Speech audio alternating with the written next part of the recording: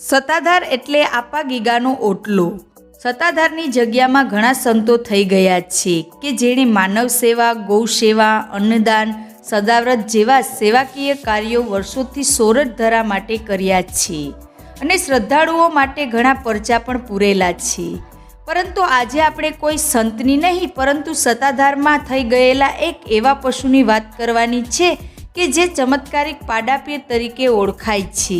એક લોકકથા પ્રમાણે ભાવનગર પંથકમાં સોરઠિયા આહિર રામ તેના મોટાભાઈ મુળુ આહિર અને તેમની ભાભી સોનબાઈ સાથે રહેતા હતા। અચાનક મોટાભાઈ મુળુ આહિરનું અવસાન થતાં આહિર સમાજે બંનેની નાની ઉંમરને લીધે સોનબાઈનું દેરવટું રામ આહિર સાથે કરવાનું નક્કી કર્યું। પણ રામ આહિરને આ વ્યાજબી ન લાગતા તે તેમનું ઘર અને જન્મભૂમિનો ત્યાગ કરી એક સમર્પણની ભાવના સાથે થોડીક ભેંસો લઈને ગાંડીગીર બાજુ એટલે કે અંબાજળ નદીના કાંઠે જ્યાં સત્તાધાર ધામ આવેલું છે ત્યાં પહોંચી જાય છે અને ત્યારે ત્યાં વસતા શામજી બાપુને વિનંતી કરે છે કે મને અહીં આશરો આપો, હું મારી ભેંસો સાથે અહીં રહીશ અને આ ધામની સેવા કરીશ।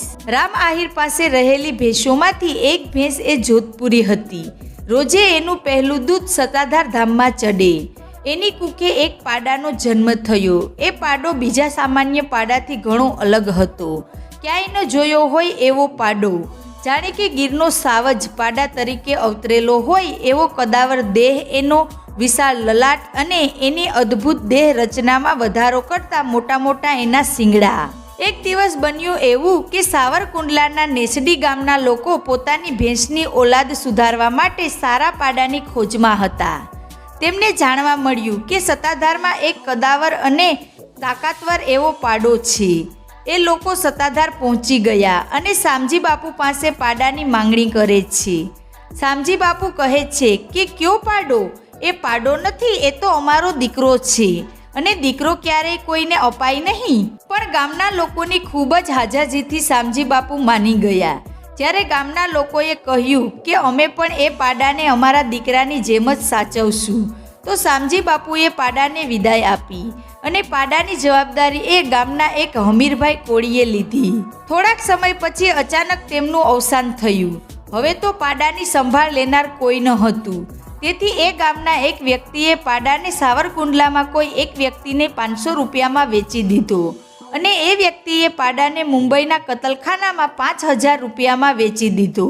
જ્યારે એ પાડો મુંબઈના કતલખાને પહોંચે છે ત્યારે મુંબઈના કતલખાનાનો માલિક ખૂબ જ અચરક પામે છે, કારણ કે તેની આખી જિંદગીમાં આવું કોઈ પશુ ક્યારેય જોયું ન હતું। પાડાને બધા પશુઓની સાથે ગમાણમાં રાખવામાં આવે છે અને તેની ઉપર કરવત મુકાય છે। જ્યાં પેલી કરવત મુકાય છે અને પાડાથી થોડી દૂર રહે છે ત્યાં અચાનક જ એ કરવતના કટકા થઈ જાય છે।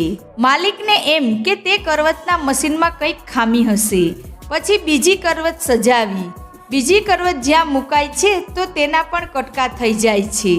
થોડીવાર પછી માલિકે ત્રીજી કરવત મુકાવી, પણ આ સમયે તો કરવત એ રીતે કપાણી કે માલિકને પણ ઈજા થઈ, પરંતુ પાડાને કંઈ જ નુકસાન ન થયું।